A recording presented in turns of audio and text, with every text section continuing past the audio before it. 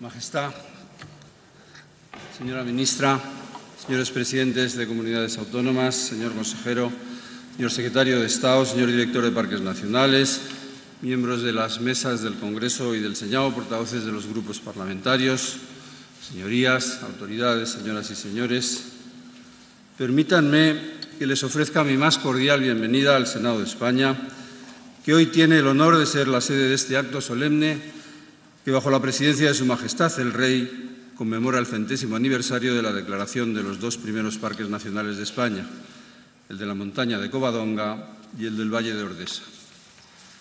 Desde entonces hasta hoy ambos espacios protegidos han aumentado sustancialmente su extensión bajo las denominaciones actuales del Parque Nacional de Picos de Europa y Parque Nacional de Ordesa y Monte Perdido, recayendo su gestión en las comunidades autónomas de Cantabria, Castilla y León y Principado de Asturias en el primero y de Aragón en el segundo. Además, desde mediados del pasado siglo, el catálogo de espacios naturales de España con la figura máxima de protección ha ido aumentando paulatinamente hasta los 15 parques nacionales que hoy integran la red.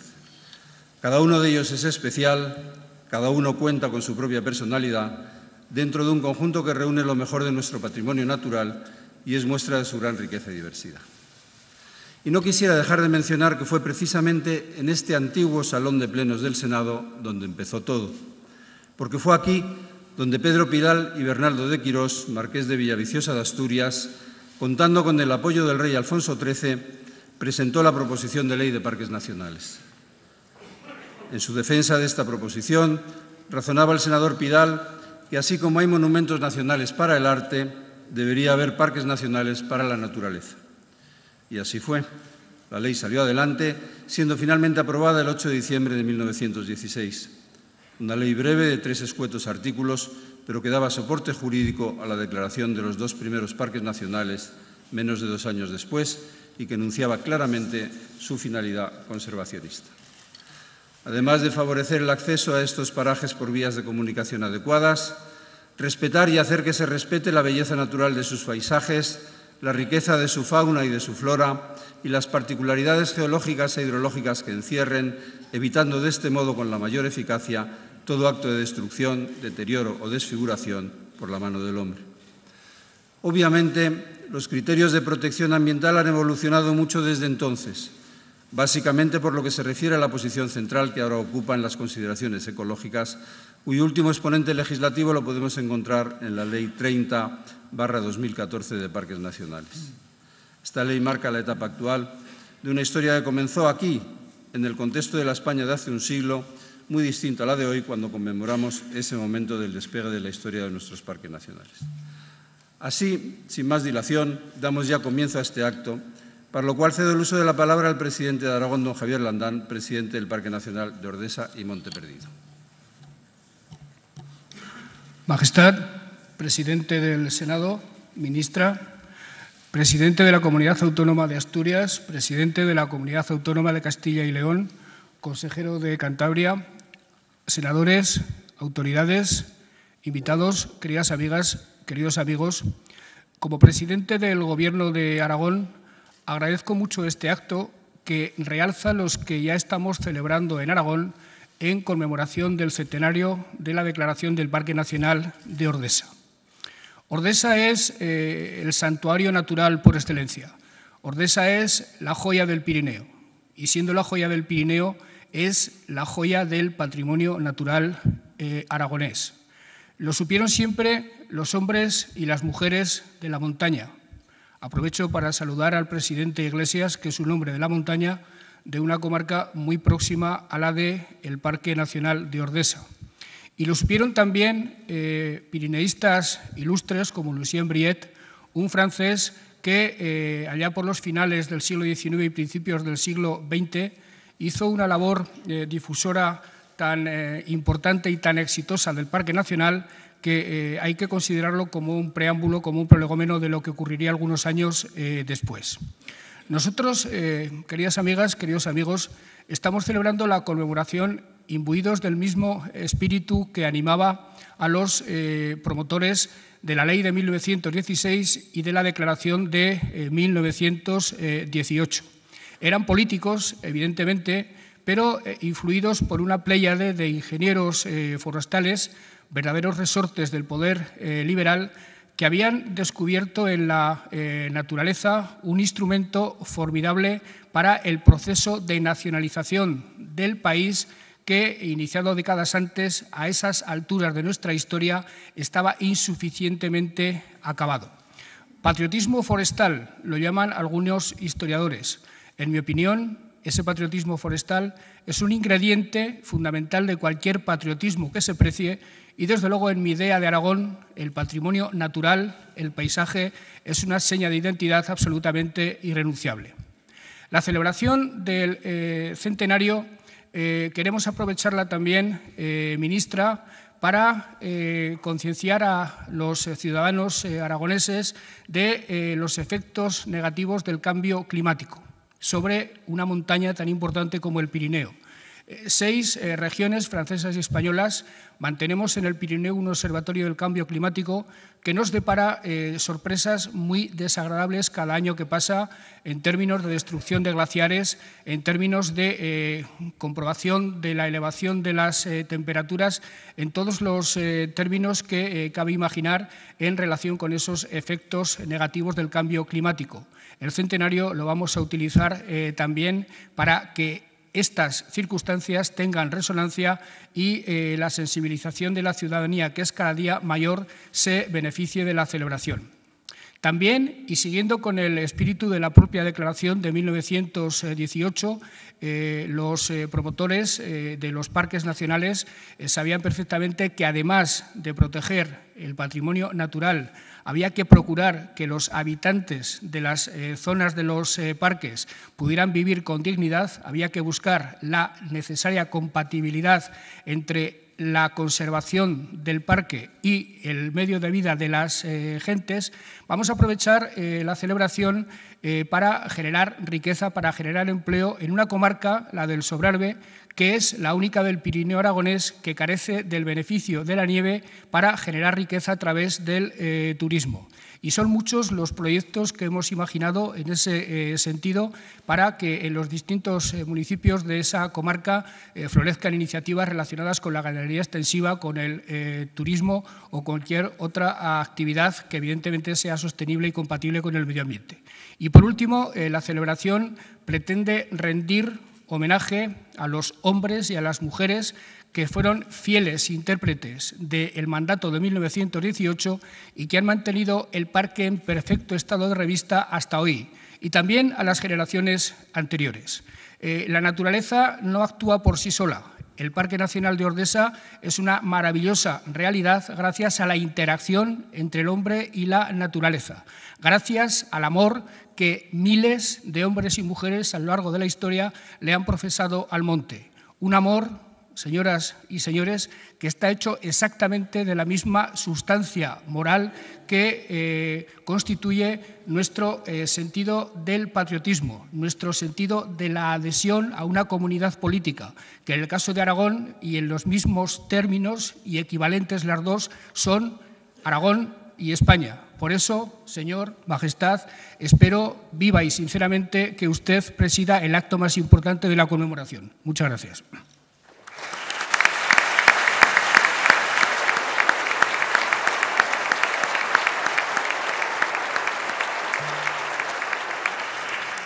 Tiene a continuación la palabra el excelentísimo señor don Javier Fernández, presidente del Principado de Asturias y presidente de turno del Parque Nacional de los Picos de Europa.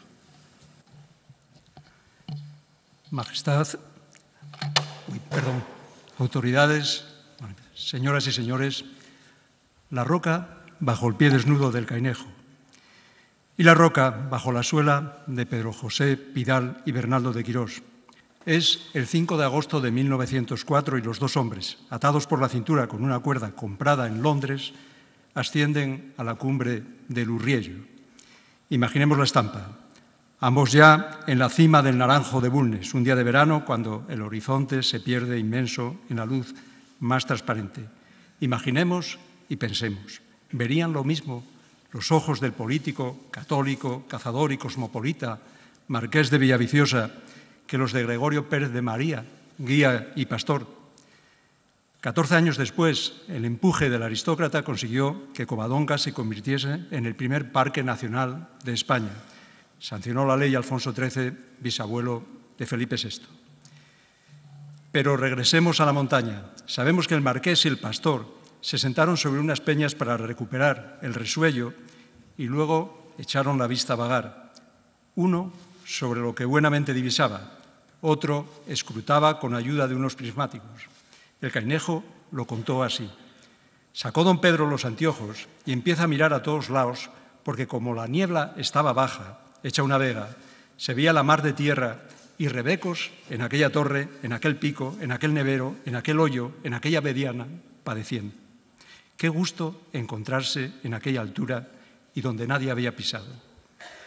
La historia del Parque Nacional de los Picos de Europa es un relato de aristócratas y pastores, de un marqués aventurero, tan devoto de la naturaleza como puede serlo quien la concibe como obra del Dios en el que cree, que había conocido los primeros parques nacionales de Estados Unidos y quiere trasladar el ejemplo americano a su provincia.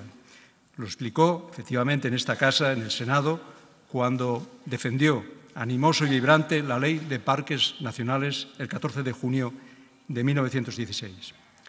La concepción genial del pueblo americano, decía, consistió en haber comprendido que nada cautiva tanto la voluntad como la hermosura y que hermosear, embellecer la patria es hacerla amable, adorable y como tal una fuerte, exuberante, fecunda y progresiva. No, el marqués y el pastor no veían lo mismo en la misma belleza que se expandía a sus pies. Los anteojos del aristócrata divisaban una postal, un trozo de naturaleza pura, para su fe un santuario, un alarde de la creación que ansiaba conservar. El guía, nacido en el pueblo leonés de Caín, que le valía el sobrenombre, forzosamente tenía que reconocer las laderas, los picos, las majadas, los pasos, tenía que reconocer su vida. Han pasado 100 años y pienso que sin aquel marqués quizá no tendríamos parque nacional, sin el aristócrata, sin los políticos que quisieron ya en la democracia una tríada de espacios naturales en Asturias, Cantabria y León, sin los que promovieron después unificarlos en uno solo y tampoco sin la pertinaz alerta ambientalista que protesta contra todo lo que entiende como riesgo de deterioro. Pero si todo eso es cierto, que lo es, sin los pastores no existiría el paisaje que protegemos. En los picos están las arrugas de una orogenia majestuosa, la contractura glaciar, la corrosión kárstica, el vuelo del buitre y la huella del rebeco. Desconozco si detrás de todo eso se halla la mano de la divinidad, pero sé con certeza que en las praderías, el pasar de las reciellas y la hermosa geometría de pastos están las manos de los hombres, hoy de los últimos pastores de los picos. No se engañen, yo quiero honrar el calzado montañero y los prismáticos del Marqués, la cuerda de pita adquirida en una tienda londinense a propósito para la escalada, su pasión por la naturaleza, la fuerza de la voluntad que le animó a protagonizar la primera subida al Urriellu y a promover el Parque Nacional de Covadonga. Lejos de mí demonizarlo ni santificar al guía, otorgar al Cainejo una relación entre chamánica y telúrica con esos lugares. Ambas actitudes me aparentan paternalismo. En la primera manda el elitista, sea el aristócrata, el biólogo, el tecnócrata o el político, que quieren decidir cómo debe ser su mundo, a quienes lo habitan sin contar con ellos. A veces eso se traduce en incursiones de furia burocrática, letra espesa y espinada de expedientes y normativas ahogadoras. En la segunda, la rendición aduladora, ese peloteo papanata a la lumbre de la tradición, con ecos a lo buen salvaje, que desprecia las reglas, conocimientos y avances, que concluye, al fin y al cabo, que lo mejor es no hacer nada con el deseo inútil y melancólico de que el tiempo no pase. Tenía razón el Marqués. Conservar la belleza es hacer patria. Pero volvamos una vez más, ya la última, con los alientos que nos quedan, a la cumbre del Urriellu, cuando el pastor y el patricio contemplaban la hermosura a sus pies. ¿Cómo no desear proteger, salvaguardar, defender aquel océano de crestas, retales verdes con sombras de nube, la silueta orgullosa del águila, el destello agudo casi hiriente del sol sobre la caliza? Mejor cambiemos el verbo. No se trata de querer, sino de deber. Porque hoy el pacto entre generaciones más urgente, el de mayor apremio, es la conservación no ya de la naturaleza, sino de la propia vida, del mundo que habitamos. Asumamos esa responsabilidad. Nosotros somos quienes debemos decidir cuánta y qué naturaleza queremos proteger. Estamos obligados a ello y podemos hacerlo con mayor perspectiva y conocimiento que nunca en la historia de la humanidad, porque tampoco nunca tuvimos tal certeza de los riesgos que corremos. Pero al hacerlo, recobremos la mirada de Gregorio el Cainejo, del guía que subía al naranjo arriba con el aristócrata, los pies descalzos para sentar bien la planta sobre la roca. Sin él, sin su ayuda, la ascensión hubiera sido imposible. Sin él, sin las generaciones de habitantes y pastores de los picos, ese grandioso paisaje cuidado y conformado por los hombres también hubiera sido imposible. Así que decidamos, sí, cuánta y qué naturaleza queremos proteger, pero sin olvidar a quienes la han hecho posible con su trabajo y con su vida. Sería una gran injusticia. Hoy podemos compaginar como nunca en el pasado el desarrollo de la humanidad con la protección de la naturaleza. Los parques nacionales declarados en España de Covadonga y Ordesa en adelante son un buen ejemplo de ello. En el Principado conmemoramos este año, además, el centenario del Parque Nacional de Covadonga y ahora de los Picos de Europa y los 13 siglos del origen del Reino de Asturias. Doble efeméride sobre el mismo lugar, Covadonga, la que con o sin creencia luminosa detrás es nuestra montaña mágica. Permitan que aproveche este acto para invitarles a participar en esas conmemoraciones desprovistas de cualquier otro afán que no sea el de reconocer nuestra propia historia. Y ahora dejemos que el pastor y el marqués, el guía y el político inicien el descenso desde la cima del Naranjo a 2.519 metros. Poco a poco, paso a paso, con tiento en cada pisada, atados ambos a la misma cuerda, unidos con el diálogo y la comprensión debida entre la obligación de conservar y la necesidad de vivir. Muchas gracias.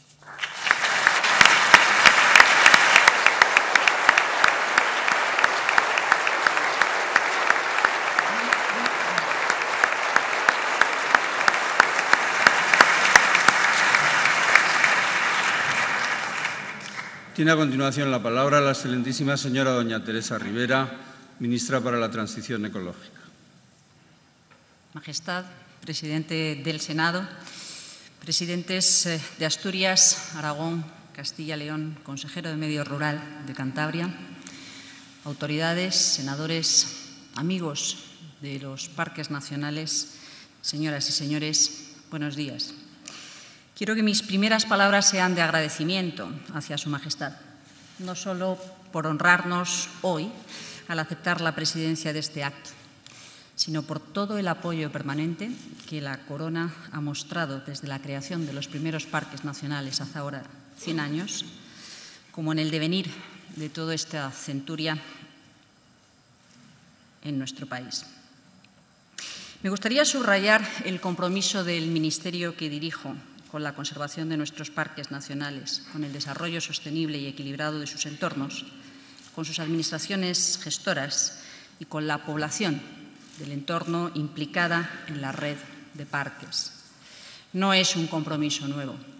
Creo que forma parte de las características que se han mantenido a lo largo del tiempo por parte de todos los gobiernos de este país. Un compromiso con parques nacionales que ha estado presente, que ha ido evolucionando y que ha marcado siempre como prioridad la conservación, la modernización en la gestión de estos espacios clave con el trabajo de cada día. Es verdad que el 8 de diciembre de 1916 España publicaba la ley por la que se creaban los parques nacionales. Ciertamente, otros países, aunque muy pocos, se habían adelantado a nosotros y fueron fuente de inspiración para poder promulgar una ley genérica sobre parques corta, breve, impulsada por el marqués de Villaviciosa y que permitió, de esa forma tan sencilla, con 3 artículos, hacer nacer toda una generación, varias generaciones, que han trabajado con ahínco en el desarrollo, el despliegue y la protección de las joyas de la corona de nuestra naturaleza. Fueron suficientes para diseñar a partir de ellos un sistema de conservación para estos excepcionales territorios, donde la conservación se hace compatible con el uso y disfrute del público, así como la declaración por el Estado constituye la piedra angular de todo el sistema, sin obviar la necesaria participación, implicación de cada uno a pie de calle en el territorio. Los parques nacionales surgen como una voluntad clara y contundente de conservación. Son espacios para la conservación, pero también al servicio del conocimiento y el disfrute ciudadano. Lugares abiertos en los que es compatible conservación y uso público, aparentemente contradictorios y, sin embargo, no. Esta ha sido la esencia del trabajo de sus gestores durante 100 años. Se trata de espacios excepcionales y únicos, cuya importancia tan relevante se comprende fácilmente si tenemos en cuenta que de los casi 2.000 espacios protegidos de un país tan rico, tan diverso como el nuestro, solamente han merecido la declaración como parque nacional 15. Eso sí, reciben en la actualidad más de 15 millones de visitantes. Son espacios que no pueden entenderse sin tener en cuenta el territorio en el que se inscriben y la población que lo habita. En las áreas de influencia socioeconómica de cada parque vive una población que suma en total casi 1,5 millones de personas, con realidades sociales, económicas, culturales, administrativas muy diferentes. Pero la integración de los entornos en los parques nacionales responde a una cuestión de equilibrio territorial, a una voluntad de conservación, a una iniciativa que pretende asegurar un desarrollo económico armónico, equilibrado en el entorno de cada uno de los parques, de tal modo que forma parte de la cultura del territorio. Quiero por ello agradecer muy especialmente a los alcaldes y a los representantes municipales que están hoy en esta sala y también los que no han podido venir, pero que cada día trabajan en las poblaciones de los entornos de los parques con un compromiso firme en la protección de ese espacio, con una capacidad para desarrollar la cohabitación de ese deseo de conservación con el de la prosperidad de los habitantes. Es una gestión valiente y decidida en la que hay muchos matices muy distintos en cada uno de los parques. Incluyen la esencia de esta figura como parte de los beneficios y posibilidades para el desarrollo socioeconómico del territorio. En julio de 1918 se crea el primer parque nacional en la montaña de Covadonga y 25 días más tarde el segundo en el Valle de Ordesa. El reconocimiento y admiración de la sociedad española fue unánime desde el principio y se mantiene en estos parques centenarios que contarán en breve con la visita que diputados y senadores de estas Cortes Generales realizarán para conocerlos de cerca o para profundizar en su conocimiento. Una gestión acertada que ha permitido la ampliación de sus límites, pasando de las 15.000 hectáreas iniciales de la montaña de Covadonga a sus actuales 67.000, o la ocupación de las 2.100 hectáreas del Parque de Picos de Europa a las 15.608 hectáreas de la actualidad en el Parque Nacional de Ordesa y Monte Perdido. La gestión realizada ha permitido a varias generaciones de españoles disfrutar de estos territorios. Su excepcional belleza fue la principal causa que motivó la declaración en aquel ya lejano 1918. Pero 100 años de gestión después, la investigación, el estudio, el entendimiento, el seguimiento, nos permiten entender hasta qué punto los parámetros expresados en términos de biodiversidad son tan excepcionales como lo fue en su momento la belleza que se reconoció. Una gran riqueza biológica de estos dos parques que los hace especialmente vulnerables al mayor de los riesgos al que nos enfrentamos, un cambio global en el que el cambio climático destaca, pero no es el único. Precisamente para luchar contra esta amenaza, hace tiempo que trabajamos en la red de seguimiento de cambio global, a la que ambos parques pertenecen, junto con otros 6 parques de nuestra red, y en los que, sin duda, va a ser necesario incrementar los esfuerzos aprovechando las capacidades que ofrecen los parques a modo de observatorio y ejemplo para lo que puede ocurrir en nuestro territorio. Son 2 parques particularmente relevantes cuando intentamos ver hasta qué punto la participación del hombre modela la realidad que hoy conocemos.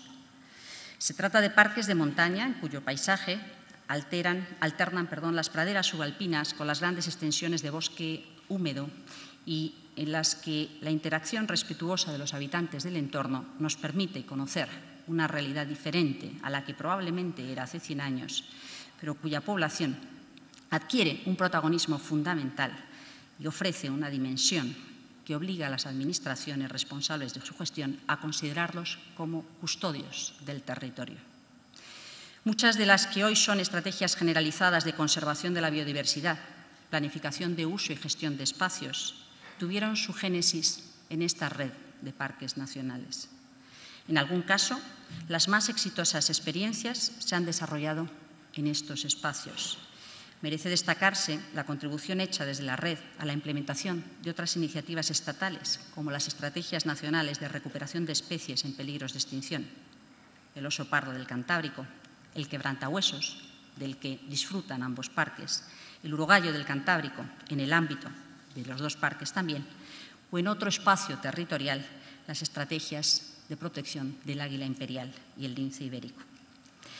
A lo largo de estos 100 años hemos logrado crear una red que alberga 37 de los 40 sistemas naturales terrestres y marinos españoles más representativos de nuestro territorio y cuya representatividad está reconocida en la Ley de Parques Nacionales como objetivo prioritario de la acción del Gobierno.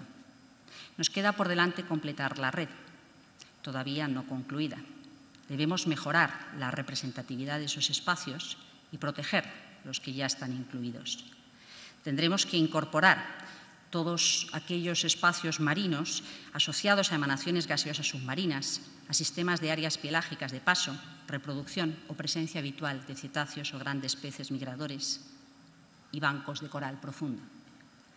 En este sentido, me gustaría compartir con ustedes que forma parte de las iniciativas del Ministerio impulsar la pronta adopción, la pronta creación de nuevos parques nacionales. El Parque Nacional del Mar de las Calmas, que baña la isla del Hierro, la ampliación del Parque Nacional de Cabrera o la adopción, confiemos antes de que acabe el año, de esa ley que debe permitir la creación del Parque Nacional Sierra de las Nieves.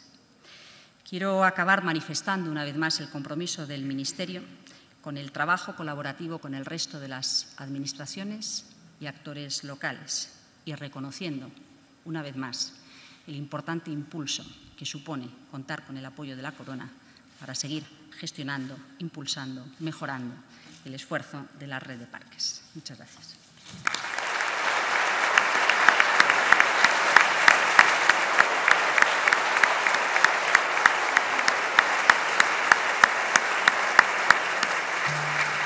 Y ahora, para finalizar, yo le agradecería a Su Majestad que nos dirigiera unas palabras.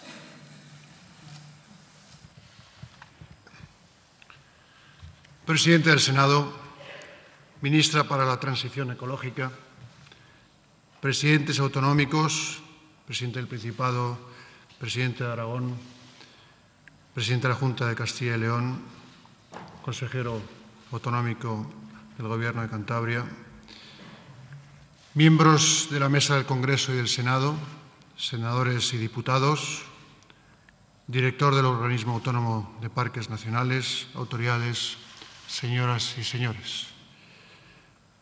En primer lugar, gracias, presidente, por concederme la palabra. Para mí siempre es un enorme honor hablar desde esta tribuna en ocasiones muy especiales, como lo es también el día de hoy. Hace 2 años se conmemoraba el centenario de la Ley de 7 de diciembre de 1916 de Parques Nacionales, que abrió sin duda un nuevo horizonte en la relación de los españoles con la naturaleza. 2 años más tarde, en 1918, se aprobó, como saben, la declaración de nuestros primeros parques nacionales, la montaña de Covadonga y el Valle de Ordesa, que con el devenir de los años crecerían hasta convertirse en los actuales Parque Nacional de los Picos de Europa y Parque Nacional de Ordesa y Monte Perdido, cuyos centenarios hoy celebramos. La corona ha estado históricamente muy vinculada a esta prestigiosa figura de protección. Los reyes Alfonso XIII y Victoria Eugenia inauguraron el primer Parque Nacional el 8 de septiembre de 1918 en Covadonga. Y la reina Leticia y yo, siendo príncipes de Asturias, presidimos los actos de inauguración del último de los parques nacionales declarados como tal el 10 de julio de 2013, el Parque Nacional de la Sierra de Guadarrama. Por eso agradezco sinceramente al presidente del Senado la invitación a este acto, promovido efectivamente por el Ministerio de Transición Ecológica. Y me alegra estar en presencia de tantas personas que están vinculadas estrechamente con el mundo de la naturaleza, con los parques nacionales de toda España. Hoy, después de un siglo de existencia, los parques nacionales se han consolidado y son reconocidos como la figura de protección más importante y considerada de cuantas disponemos. Constituyen un referente en las políticas de conservación del medio natural, forman parte del acervo cultural de territorios y personas y son necesarios para conformar el entramado general de la protección y del uso sostenible de los territorios de nuestro país. Se trata de espacios únicos, singulares y excepcionales, con unos valores naturales, estéticos, culturales y científicos que les otorgan personalidad ecológica y que hacen que su conservación se considere de interés general del Estado, y por ello que su declaración se efectúe mediante una ley de las Cortes Generales. En consonancia con ese carácter excepcional, tanto la calidad de los espacios como los resultados de su gestión se han reflejado en importantes reconocimientos internacionales. Ambos parques son reservas de la biosfera declarados por la UNESCO, y el Parque Nacional de Ordesa y Monte Perdido es también Patrimonio de la Humanidad y goza del diploma europeo que otorga el Consejo de Europa a la calidad de la gestión. Venimos, por tanto, a conmemorar 100 años de historia de España, pero venimos además a celebrar muchos más años de historia natural. La naturaleza ha invertido muchos siglos aquí que ahora están a nuestro cuidado y disfrute. El Parque Nacional de Covadonga, ahora Picos de Europa, y el Parque Nacional de Ordesa y Monte Perdido contienen parajes excepcionales y simbólicos, dotados de una espectacularidad y grandiosidad singulares, con un valor ecológico y cultural que es el resultado de siglos de acción geológica, de milenios. de formación de paisajes, de interacción entre ecosistemas con floras y faunas singulares. Y todo ello modelado por una intervención armónica y respetuosa de los habitantes ligados a sus territorios. Estamos, pues, ante nuestros parques pioneros, como pioneros fueron también los científicos, conservacionistas y divulgadores que comienzan a atraer hacia estos lugares a los viajeros de la época romántica, ávidos de naturaleza salvaje, convirtiéndose en los impulsores de su reconocimiento y de las demandas para su conservación. Los dos parques representan los cimientos de la Red de Parques Nacionales Española, que fue precursora en su tiempo y puso de relieve la importancia de la protección de la naturaleza, el reconocimiento de su valor y la obligación de gestionarla con los principios de prudencia y equilibrio, garantizando así el interés general. La Red de Parques Nacionales Española contiene lo mejor de nuestra naturaleza y tiene presencia y reconocimiento en los foros internacionales al mismo nivel que las grandes redes mundiales. Nuestra red, integrada por 15 parques nacionales, se ha ido formando año a año con el trabajo de excelentes profesionales que fueron capaces primero de identificar y distinguir nuestros mejores territorios para proponer su declaración como parque nacional y que luego los gestionaron. Hoy aquí quiero reconocer el trabajo de esos profesionales, de los profesionales de estos parques centenarios que tanto se han entregado al noble objetivo de proteger esta fortuna para todos nosotros, para toda la humanidad y para el bien del hábitat común que a todos nos sostiene. Y quisiera extender este reconocimiento de una forma muy especial a los habitantes de los 168 municipios ubicados en los entornos de los parques nacionales. Ellos han sido y son los principales responsables de que estos excepcionales territorios hayan llegado hasta nosotros con un excelente estado de conservación. No es posible concebir la red de parques nacionales sin entender la idiosincrasia de estas poblaciones, que debe considerarse siempre a la hora de diseñar políticas referidas a estos territorios. España es el país más biodiverso de Europa. En él se encuentran más del 80% de las especies vegetales del territorio de la Unión Europea y más de la mitad de sus especies animales. Más allá del orgullo por este increíble patrimonio, nuestros espacios naturales nos demandan cada día garantías para su protección frente a posibles amenazas externas de las que son objeto.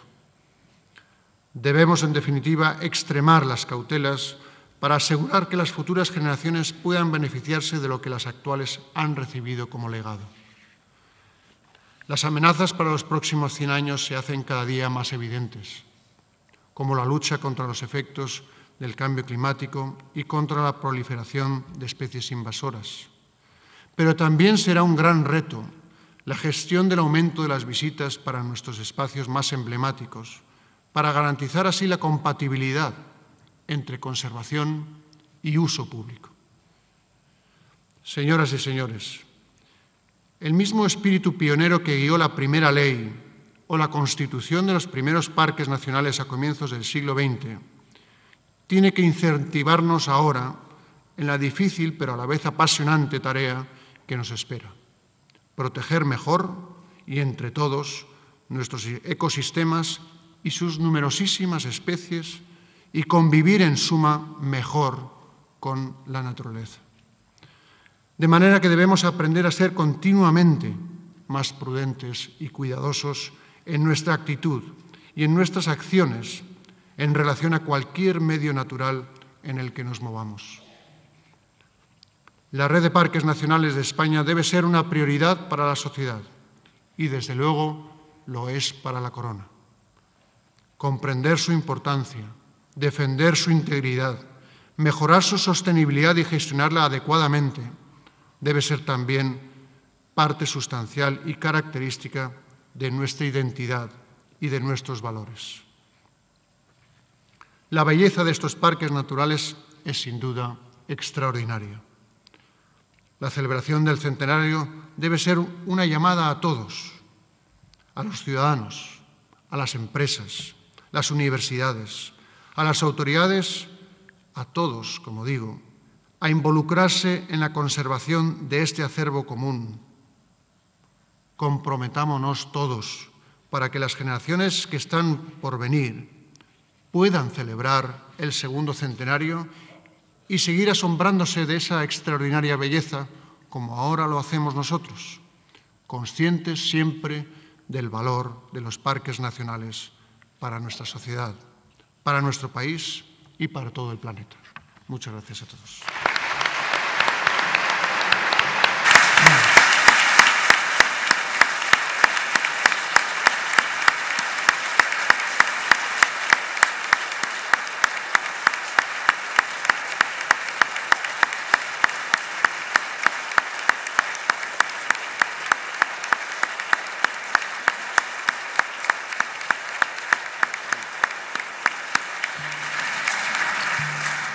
Muchas gracias, Majestad. Se levanta la sesión.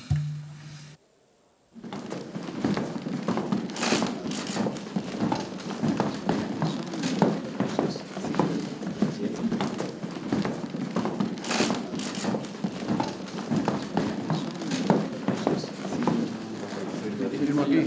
Firmo aquí. Sí, una fecha debajo, si os parece. Alguien dirá, esto es mi letra.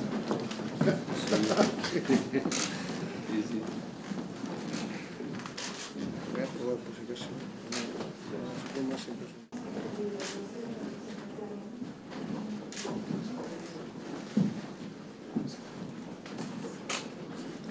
días. Tres. Representa la cabeza de un programa, en este caso, las familias. No pesa, puedo levantar, no pesa.